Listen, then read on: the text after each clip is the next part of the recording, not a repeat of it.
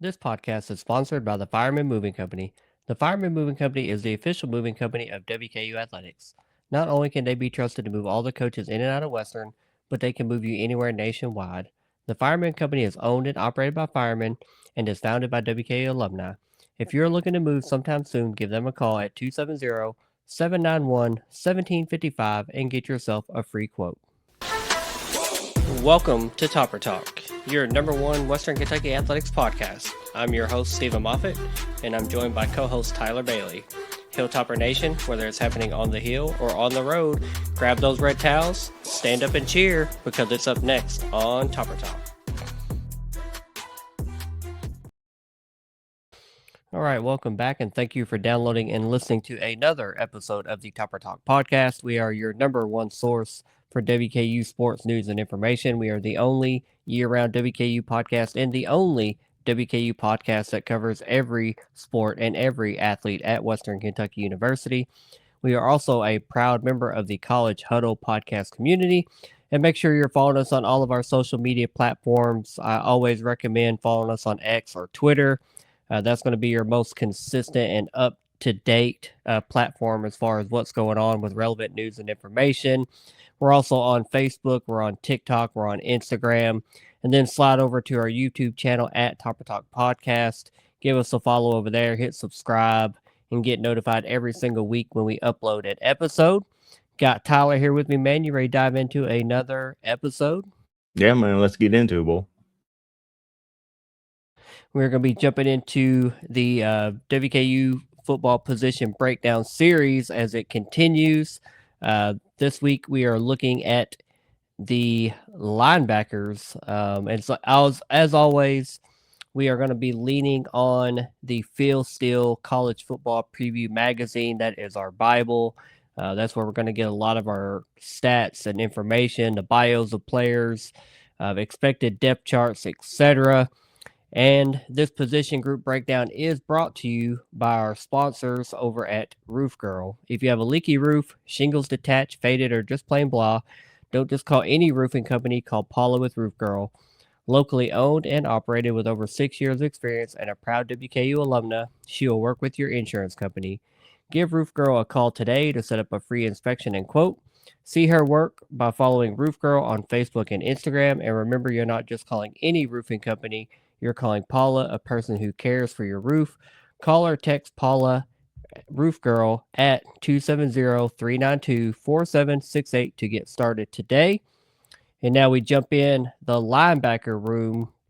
And again, this is another group with another Phil Steele ranking that we may not like, we may not agree with, but we've got to dive in and we got to talk about why it is where it is. And we're currently ranked as tied for 8th in Conference USA. We are tied with Middle Tennessee, and we are only ahead of Sam Houston State. So of the 10 teams in the league, we are next to last and tied with MTSU, and that's never a good thing to be mentioned with MTSU in Conference USA. You don't want to be there. But again, I won't agree with it. I don't think it's correct information or a correct ranking.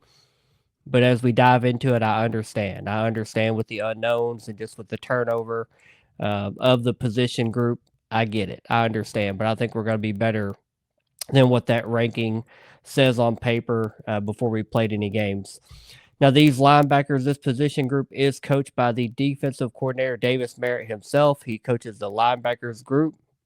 And then diving into the players that we lost from the linebacker room from the 2025 season, you have to start with Anthony Brackenridge, who exhausted his eligibility and is now on the coaching staff as a quality control coach for the linebackers. We lost Dominique Oliver, who exhausted his eligibility. He did declare for the NFL draft, and I don't believe he's gotten picked up anywhere as far as a camp invite. We lost Jalen Wester. He exhausted his eligibility. He also tested the NFL draft waters and has yet to be picked up by anyone for a camp invite. We lost Eli Jones. He transferred to Austin Peay. We lost Karan Hayward. He transferred to TCU.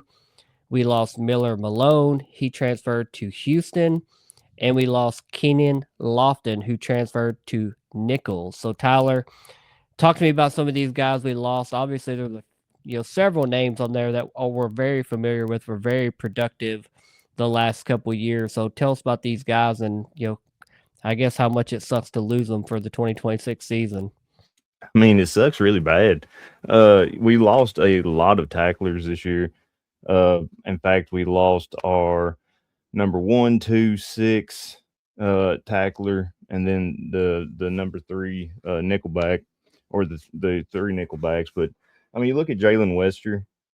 He gave us 106 tackles last year. 1.5 sack, five and a half tackles for loss, 2 pass breakups, and 3 quarterback hurries. Anthony Brackenridge, he was tied for second. He had 74 tackles on the season, one sack, 4 tackles for loss, 3 pass breakups, and 2 quarterback hurries. You know, Miller Malone, he had 37 tackles, 5 tackles for loss. I mean, it's just a lot of a lot of good players there, and it absolutely sucks losing them because you're going to have to find the next guy up, which that's what life in football is all about, you know. And these upcomers, these transfers we got in, these players that are returning, they're going to have to step up and fill them shoes because we can't have a middle ground right there that's just going to bend or break if you want to. I know we tried to bend not break defense, but just break down and let the offense do whatever they want to. So it absolutely sucks losing this. I'm glad Anthony Brackenridge is on staff though, because I think he's going to help out a lot there. Yeah, this is really just a prime example of why I understand the ranking, tied for eighth or near the bottom of the conference. When you lose several guys that were as productive as Anthony Brackenridge was, Dominic Oliver, Jalen Wester, our leading tackler. You had Karan Hayward, who was kind of a breakout player last year. Someone that if he had stayed around, same with Miller Malone. If those guys had stayed around and not transferred out, now you got a little bit of depth and a little bit of continuity, and you're probably not ranked near the bottom of the conference. But when you lose several players to eligibility that were seniors and can't come back, and then you lose several of those depth pieces that were behind them and would have had an opportunity to fill a bigger role this season, it kind of paints that picture of why you're, kind of looked at as, all right, this might be a weak position group for you because you're adding a lot of unknown talent from the portal or incoming freshmen or redshirt, players that didn't play last year. So again, I get it. I don't agree with it, but I understand that ranking. So looking at some of the players that we added to the 2026 roster, it starts with Giajorum Akpulo. He is a transfer from Coastal Carolina. He is number 18 on the roster. He is a junior. He is 6'3", 220 pounds. Then we added Weston Ard. He is a freshman. He is number 32 on the roster. He is 6'1", 217 pounds. We added Bakai Brazier. He is a freshman. He's number 34 on the roster, 6'1", 207 pounds. And then we also added Isaac Tannis, another true freshman. He's number 57 on the roster. He is 6'1", 235 pounds. So not a lot added there, but some youth, several true freshmen, and then a junior transfer that has some playing experience. So Tyler, what about these guys that we added to the roster before we talk about who's coming back? Yeah, I feel like the this is going to be more of a youth movement. You know, once we get back to looking into the players that are returning, that makes a little more sense. But yeah, transfer in Gia Jorm, at Coastal Carolina. He played in 10 games, 13 tackles last year. I think I think he can come in and make an impact. Granted, he's not listed as a starter, but I'm sure he'll find his way on the field as a impact player. The rest of them, Western Arn, 6'1", 217, Makai Brazier, 6'1", 207. And then, Isaac Tannis, 6'1", 235. I mean, he can be a hard hitter. Granted, do I think actually, I don't know if he'll redshirt or not because of the rest of the situation we're in. But if he does, I think that will help him because 235, it'll be nice for him to pack on a few more pounds, hit that weight room, get that nutritional help, and I believe he could be a beast next year. Yeah, I think several of those guys, especially the freshmen, I think those are going to be good depth pieces for the future. Potential starters. Who knows down the road if they stick with the program? I do like the size of all those guys: 6'1", 6'3", and the freshmen coming in already with good size on them, and hopefully they get to spend a full solid year in the program, go through conditioning and just the weight room and training and just add on that muscle and get familiar with the program and then be ready to contribute whenever their time's called, if that this year or next year, just whenever next man up as that is needed. Looking at some of the returning players, so the players that were on last year's roster, who did not exhaust eligibility, who did not transfer, and are back on the 2026 roster. And we start with Zachary Menace. He is number 48 on the roster. He is a redshirt sophomore, 6'3", 222 pounds. Then you have Joshua Mensa, who is number 29. He is a redshirt senior, 6'1", 212 pounds. You have Elijah Rumpf, who's number 35 on the roster. He's a redshirt freshman, 6', 212 pounds. We have Brandon Thomas, who's number 41 on the roster, a redshirt freshman, 6'3", 208 pounds. You have Josiah Knight, number 45 on the roster, a redshirt sophomore, 6'2", 230 pounds. And then lastly, Zach Smith, who is number 20 on the roster. He is a redshirt sophomore, 6 and 220 pounds. Tyler, talk to me about some of these guys and what you might expect from them in the 2026 season. Yeah, so of those six guys you just named, I think what four, one, two, three, four, five of them are redshirt freshmen or redshirt sophomore. So, um, I was looking right here at Joshua Mensa. Last year, he played in 3 games. He recorded 1 tackle in our game versus Alabama and appeared in our game at Middle Tennessee and the game against UTEP. Uh, so I feel like these guys they've been there a year, 2 years, and Mensa's been there. He's been here for he's a redshirt senior, so he's been around the block. The rest of them is probably coming in limited game time, probably helped out on special teams, and all that. So I mean, at least they've been around the program. They know the playbook.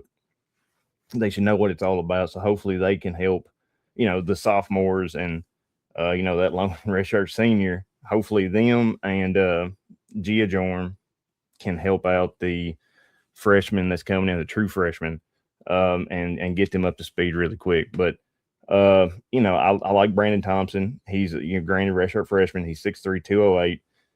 Josiah Knight, redshirt sophomore, 6'2", 230. That's good size. Zach Smith, another redshirt sophomore, 6', 220.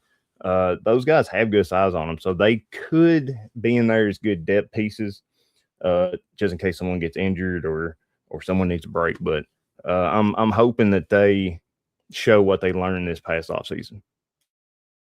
Yeah, I'm really excited for several of these guys, and mainly not because any of them have had extended playing time for us. I think they've all seen some spot duty here and there, maybe special teams. But I do recall that when we signed Josiah Knight, I believe it was last year. I believe he came from UCF. We were really excited about that signing, and then Zach Smith was a transfer, if I recall correctly, fact check me, but I'm pretty sure he came from Memphis last year. And again, I remember the staff being really excited about both of those guys, both younger guys, sitting behind a lot of experienced and good players last year, didn't have to get forced into rotation and playing time. Now another year seasoned and under their belt. Again, these aren't expected starters, but I think these are both going to be really good depth pieces that may get opportunities to get on the field and see more playing time this season, as well as all these other guys. You mentioned the youth movement that we've seen across the board. I think we've seen that in our high school recruiting and our kind of what we've been going after in the portal. I think we've kind of seen a little bit of a change in philosophy and the type of guys that we're looking for, the caliber of guys that we're going after, just because the transfer portals caused a shift just in some of those younger players getting overlooked.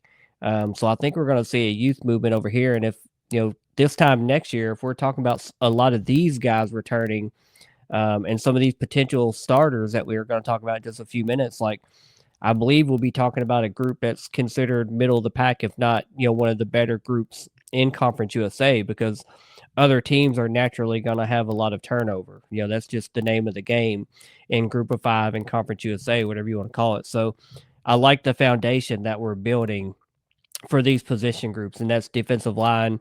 Now looking at linebackers, and then when we look at defensive backs, I think you're going to see this kind of a shift in what we're looking for and who we're grabbing kind of across the board. And I think it's really imminent here in the linebacker room.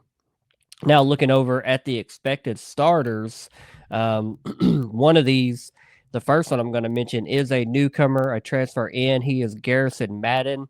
He is a transfer from USC, that's Southern California USC, not South Carolina. He is number 15 on the roster. He is a redshirt senior, 6'2", 225 pounds. And then the second expected starter is a returner. He is Jordan Donald, number 22. He is a true sophomore. He's 6'2", 222 pounds. Tyler, what about these guys? What do you like just seeing it and looking at them on paper? Well, we've been talking about this youth movement. It is nice to see Jordan Donald get in there. Be the starter, because last year he played in 10 games, 14 tackles, and 2 tackles for loss as a true freshman. Now, a true freshman comes in, that's what they want. They thrive off that, or your star players thrive off that. Them bright lights, the whistle being blown, all that. Garrison Madden, he spent 4 years at USC. He appeared in 24 games, including 23 over his final 2 seasons. He posted 9 tackles, with 4 coming in 11 games during the 2025 season. So, he's played that P5 school, or that P5 experience, and I think that could pay dividends for us. Now, granted, I mean, he played in 24 games in his 4 years, and he sees how fast that game speaking kind of gets. So I feel like that's going to help us out here in Conference USA. Yeah, I'll tell you what I like about these guys is, one, Garrison Madden, coming from USC, not a lot of playing experience, like you mentioned. He was mainly a special teams guy over there.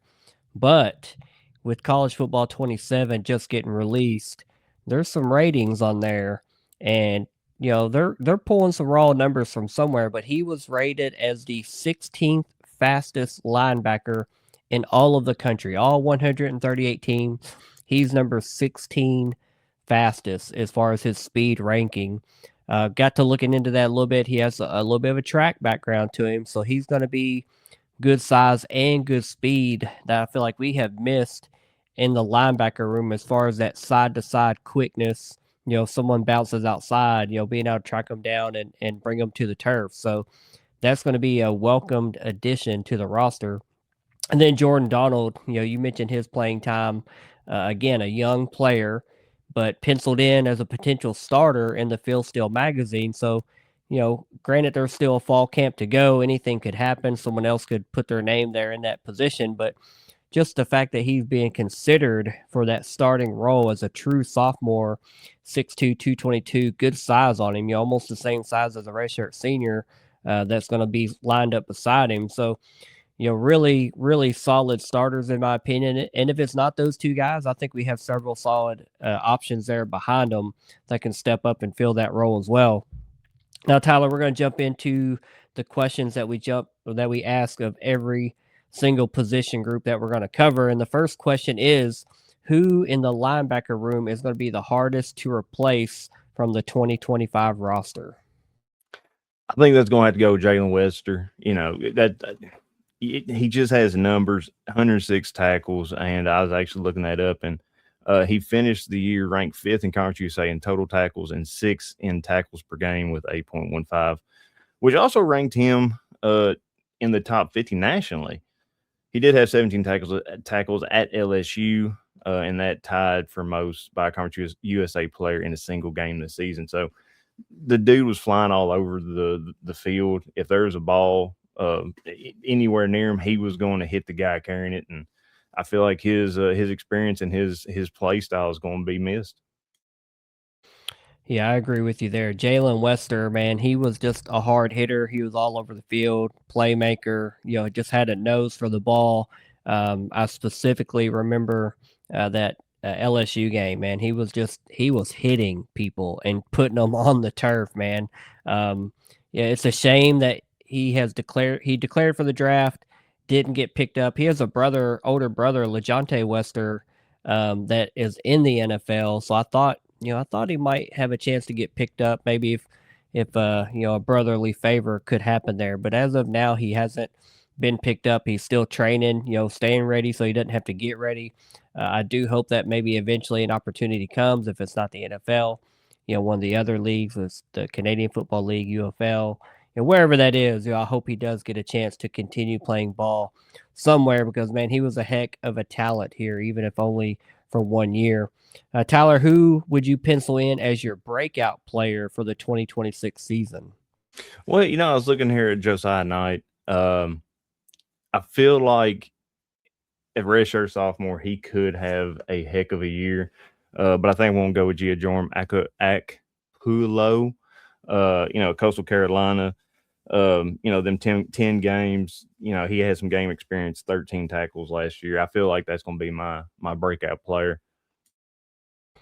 Yeah, I'm gonna go with Garrison Madden. I just think the potential is there, the size is there, and the speed is there. That man, he could be somebody that's just sideline to sideline, hash to hash, just a wrecking ball. And I think he's going to bring, some veteran leadership to what is overall a younger group, as we've highlighted. There's a lot of redshirt freshmen, redshirt sophomores, not a lot of upperclassmen in a position room that lost a lot of experience. And he's someone that's been there, done that, been in some big game environments, even if he hasn't played a ton of snaps and been a starting linebacker.